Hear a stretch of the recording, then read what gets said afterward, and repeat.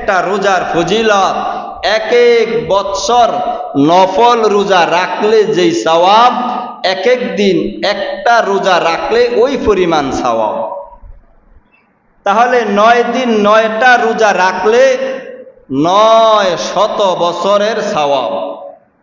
যে জিলহজ মাসের 1 তারিখে রোজা রাখে সে যেন 1 ঘন্টাও বিশ্রাম না করে একাধারে 2000 বৎসর ধরে আল্লাহর রাস্তায় জিহাদ করলো, এই পরিমাণ সওয়াব তার আমল নামায় এসে যায়। 2000 বৎসর এক টানা আল্লাহর রাস্তায় জিহাদ করছে, যেই পরিমাণ সওয়াব 1 তারিখ জিলহজ মাসের 1 তারিখে রোজা রাখলে আপনার আমল নামা এই পরিমাণ সওয়াব অর্জন হয়। তারপরে আসছে যে ব্যক্তি 3য় দিন রোজা রাখে সে যেন হযরত ইসমাঈল আলাইহিস সালাম এর বংশের 3000 গোলাম আজাদ করে দিল।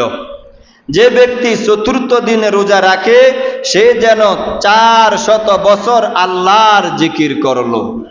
যে ব্যক্তি 5ম দিন রোজা রাখে সে যেন 5000 অভাবী উলঙ্গ ব্যক্তিকে বস্ত্র দান করলো। যে ব্যক্তি 6ষ্ঠ দিন রোজা রাখে সে যেন 6000 শহীদের সওয়াব লাভ করিবে। যে ব্যক্তি 7ম দিনে রোজা রাখবে তার উপর দোজখের 7টি দরজা বন্ধ হয়ে যাবে। যে ব্যক্তি 8তম রোজা রাখিবে তার জন্য বেহেশতের 8টি দরজা উন্মুক্ত হয়ে যাবে। আবু হুরায়রা রাদিয়াল্লাহু তাআলা আনহু হইতে বর্ণিত, নবী করিম সাল্লাল্লাহু আলাইহি সাল্লাম ফরমায়াছেন, নিশ্চয় এই মাসের একটি রোজা রাখবে 1 বছর রোজা রাখার সওয়াব, এবং 1 রাত ইবাদত করলে 1 বছর ইবাদতের সওয়াব লাভ হয়। আরাফাতের দিন, এই দিনের অসীম ফজিলত রহিয়াছে। রাসূল করিম সাল্লাল্লাহু আলাইহি ওয়াসাল্লাম ইরশাদ করিয়াছেন, আরাফাতের দিন 9 তারিখে যে ব্যক্তি রোজা রাখবে 1 বছর আগের 1 বছর পরের গুনাহগুলি আল্লাহ তাআলা মাফ করে দিবেন।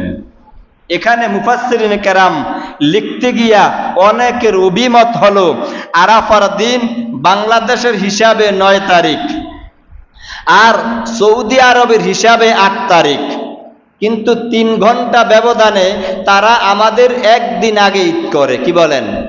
একদিন আগে ঈদ করে না? ব্যবধান 3 থেকে 3.5 ঘন্টা। তো মুফাসসিরিনে কেরাম লেখছেন, যেহেতু সৌদি আরবে 8 তারিখ হজের দিন, ওই আরাফাতের দিন রোজা রাখলে 1 বছর আগের পরের গুনাহ আল্লাহ তাআলা মাফ কইরা দেয়। তো ওই দিন যদি আপনি আমি রোজা রাখি তাহলে আপনার আমার 1 বছরের গুনাহ এবং আগের 1 বছর পরের 1 বছরের গুনাহ আল্লাহ তাআলা মাফ করে দিবেন।